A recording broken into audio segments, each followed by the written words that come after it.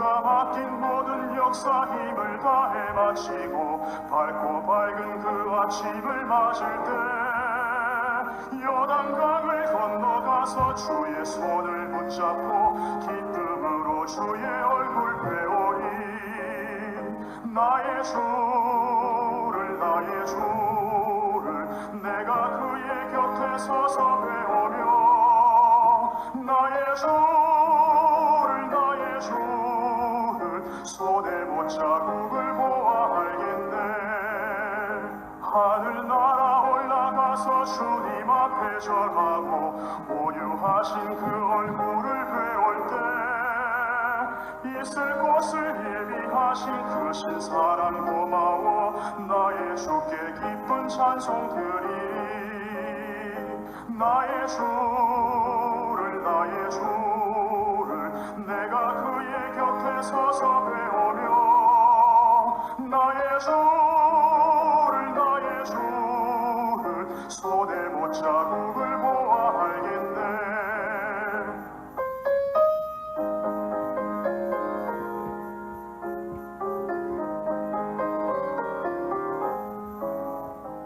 이 세상을 일찍 떠난 사랑하는 성도들 나를 맞을 준비하고 있겠네.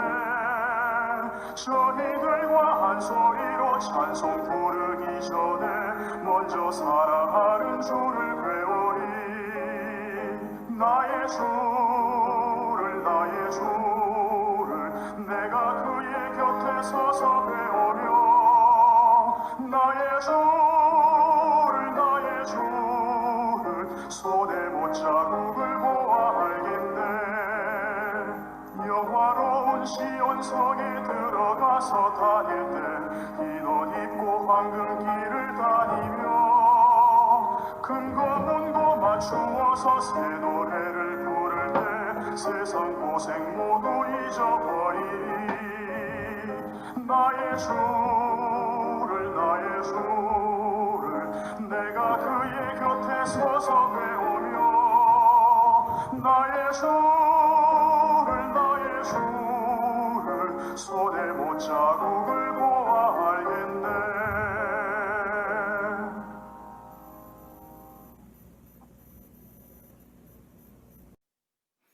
하나님의 사랑을 받고 있는 희경교회 성도 여러분, 그리고 오늘도 이 새벽 예배 가운데 함께 참여하고 계시는 우리 성도 여러분, 우리 하나님의 은혜와 사랑이 여러분의 삶과 기도 가운데 가득하기를 바랍니다. 오늘도 우리 성령께서 인도해 주시는 은혜의 강가로 함께 나아가는 시간이 되기를 바랍니다.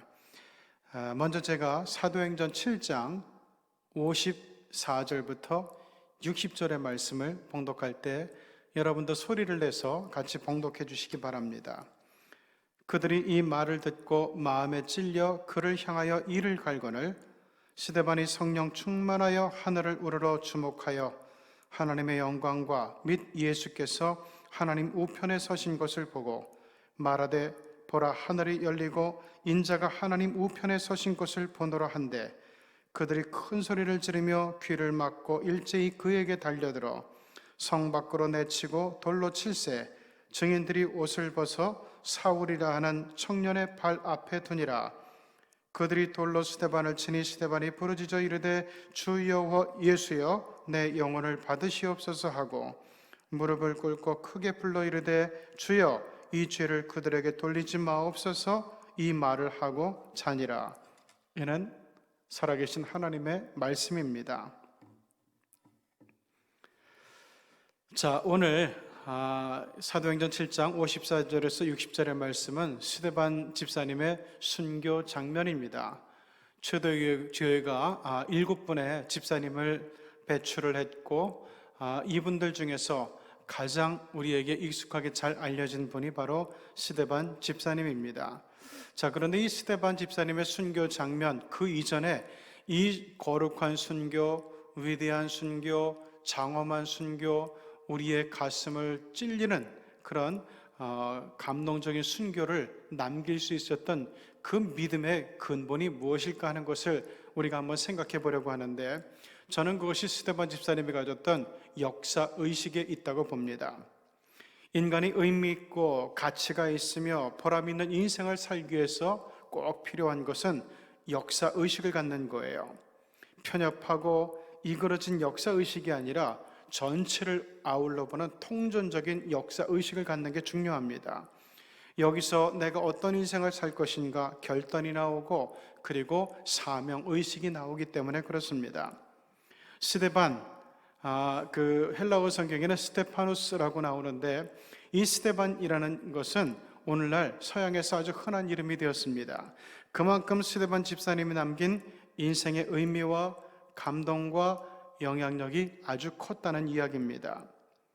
스데반 집사님이 가졌던 역사의식, 이것은 역사에 대해서 잘 알아야 생기는 거예요. 부분만 알거나 아니면 편협되게 알거나 그러면은 스데반 집사님이 가졌던 것과 같은 좋은 역사의식이 나올 수가 없어요.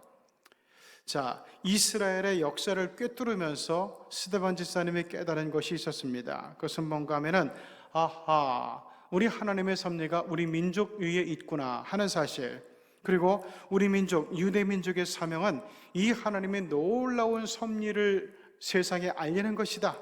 구체적으로 얘기하면은 예수 그리스도를 통해서 우리들에게 알려주신 복음을 땅끝까지 전파하는 것이다. 하나님의 섭리는 세상의 구원에 있는 것이다. 이것이에요. 이게 바로 스데반 집사님이 가졌던 역사의식이었어요.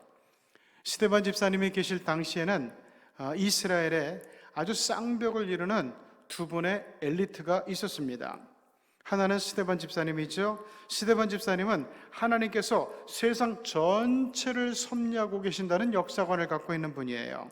그렇기 때문에 우리는 당연히 세상을 위해 일해야 된다, 세상을 위해 봉사해야 된다, 세상을 위해서 헌신해야 된다. 이것이 스데반 집사님의 역사의식입니다. 자, 그런데 또 한 명의 쌍벽을 이룬 엘리트가 있었다 그랬는데 그게 바로 후에 바울이라고 불리는 사울이라는 청년이었어요. 그는 로마 시민권도 갖고 있었고 동시에 가말리엘 문화에서 배울 정도로 유대의 율법에 대해서 아주 탁월한 지식을 갖고 있는 그런 분이었어요.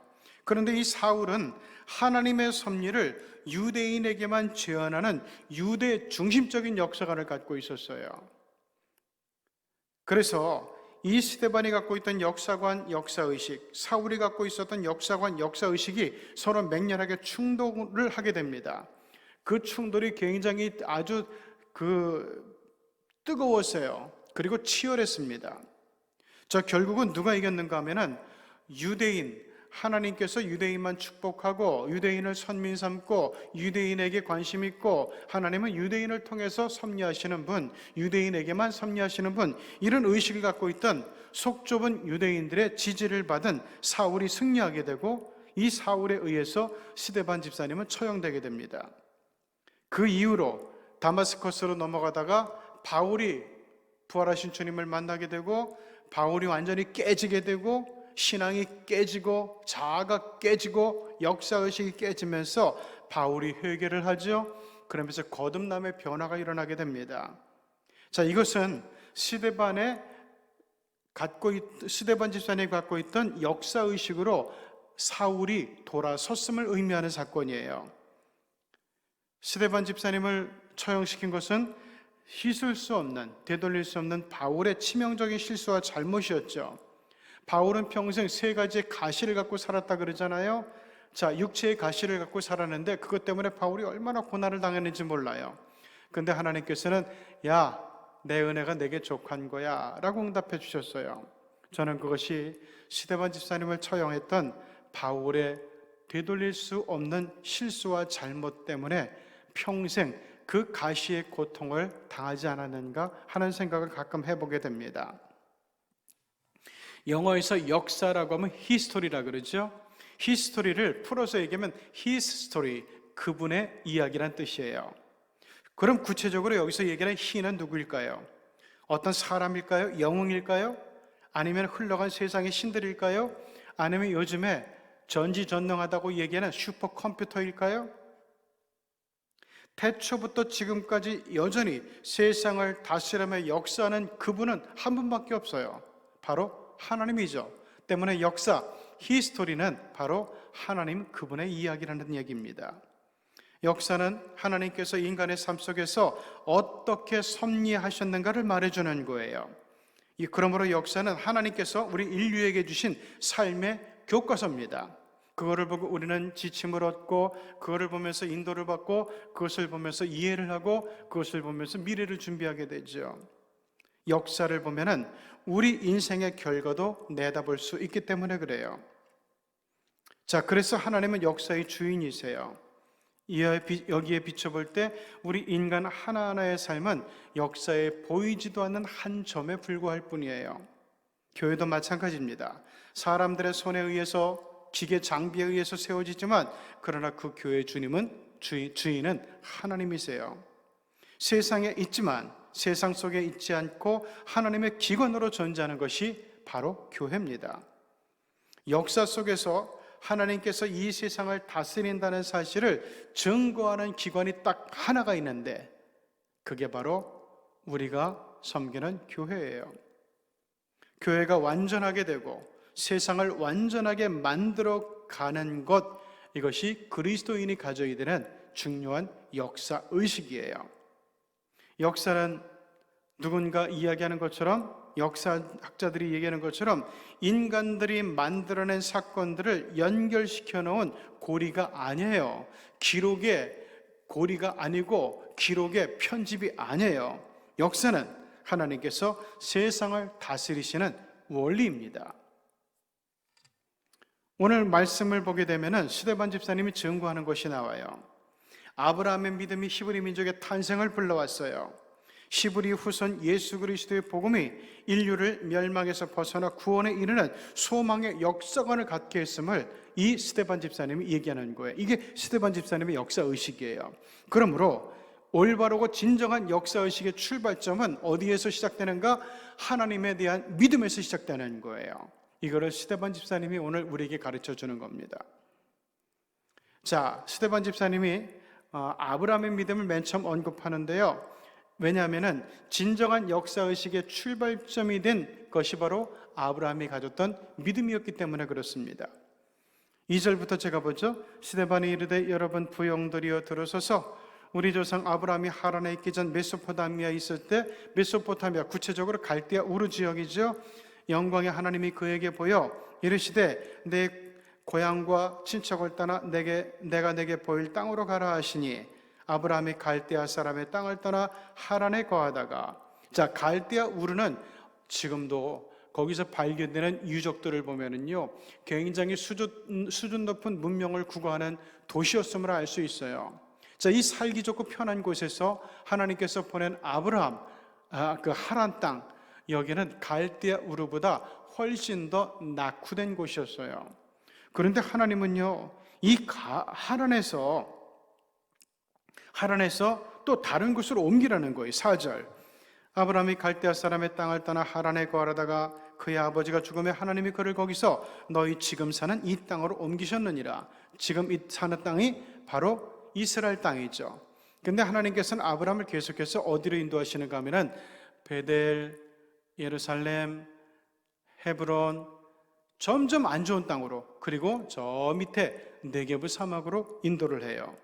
그래서 거기서 절대로 먹고 살기 힘들겠다고 판단한 아브라함은 정말 생계를 위해서 잘 사는 이집트로, 기름진 땅 이집트로 이주를 하게 되다가 거기서 큰일, 아주 엄청난 위기를 맞게 되죠. 자, 보세요. 5절. 그 네게브 지역을 얘기하는 거예요. 여기서 밭 붙일 만한 땅도 유업으로 주지 아니하시고 다만 이 땅을 아직 자식도 없는 그와 그의 후손에게 소유로 주신다고 약속하셨으며, 하나님이 또 이같이 말씀하시되 그 후손이 다른 땅에서 나그네가 되리니 그 땅 사람들이 종으로 삼아 400일 동안을 괴롭게 할 거야, 이렇게 약속해 주시는 거예요. 아니 보세요. 지금 아브라함이 기쁘게 받을 수 있는 약속이 하나도 없어요. 하나님 믿어봐야 득될 게 하나도 없어 보이는 거예요. 고난의 연속이죠. 척박하고 불모의 땅으로, 못 사는 땅으로, 문명 없는 땅으로 이주를 하고 있어요. 그리고 축복의 약속은 너무너무 멀고 요원해요. 거기다가 나중에 자손들이요 400일 동안 이집트에 끌려가가지고 노예가 된대요. 이 약속을 아브라함이 어떻게 기쁘게 받을 수 있겠어요? 이 약속을 받고 아브라함이 어떻게 감사할 수 있겠어요? 그래도 아브라함은 그 하나님을 믿고 순종했어요. 왜? 역사의 주인은 하나님이라는 사실을 아브라함이 믿었기 때문에 그래요. 어떻게 해서 그런 믿음을 갖게 되는지 모르겠어요. 하지만 아브라함은 그 믿음이 있었어요. 그분의 장중에, 하나님의 장중에 자신의 인생이 붙들려 있고 그리고 민족의 운명이 붙들려 있음을 믿었기 때문에 그는 하나님께서 지시하시는 것으로 믿고 순종하며 나아가게 됐던 거예요. 아마 아브라함이 믿었던 이 믿음의 가장 중요한 핵심적인 부분이 이거였기 때문인 것 같아요. 내가 믿는 하나님은 멸망의 신이 아니라 구원의 신임을 알았고 믿었기 때문이라고 보여져요. 그렇기 때문에 하나님의 인도를 따라가면 멸망하는 것이 아니라 하나님의 인도를 따라갔을 때는 구원을 받는다, 복을 얻는다. 이것이 아브라함이 끝까지 순종을 했던 믿음의 근본 토대였던 것 같아요. 자, 이것이 7절, 8절에 하나님이 주시는, 아브라함에게 주시는 아주 희미한 약속의 부분인데 이것을 아브라함은 굉장히 중시하고 하나님께 순종하고 믿습니다.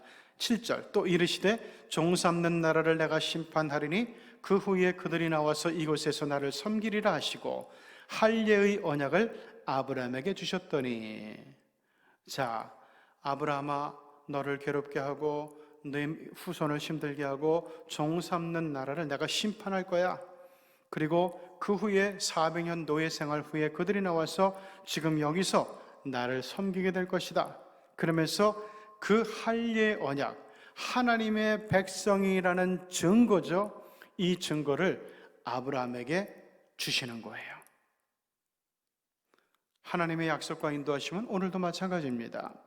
하나님은 우리네 구미에 맞게 섭리하시는 분 아니에요. 하나님은 내가 이렇게 기도했는데 왜 그렇게 해주세요? 이 기도 쓸데없어요. 내가 원한다고, 내가 좋아한다고, 내 구미에 맞는다고 하나님께서 거기에 맞게 우리의 종처럼 역사하시는 분이 아니라는 얘기예요. 하나님은 내 하인도 아니고 내 직원도 아니에요.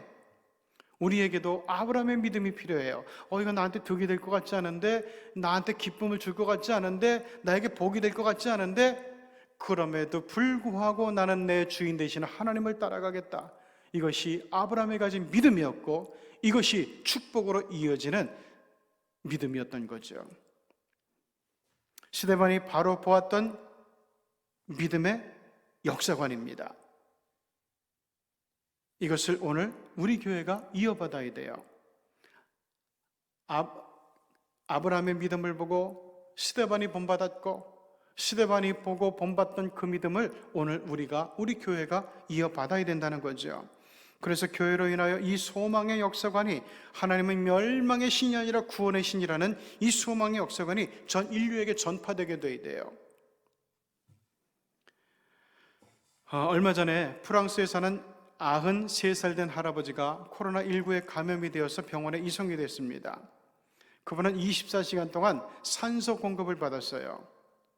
그런데 생각보다 상황이 굉장히 빨리 호전이 됐어요. 그래서 병원 측은 퇴원을 염두에 두고 할아버지에게 50만 프랑의 의료 계산서를 보여주게 됩니다.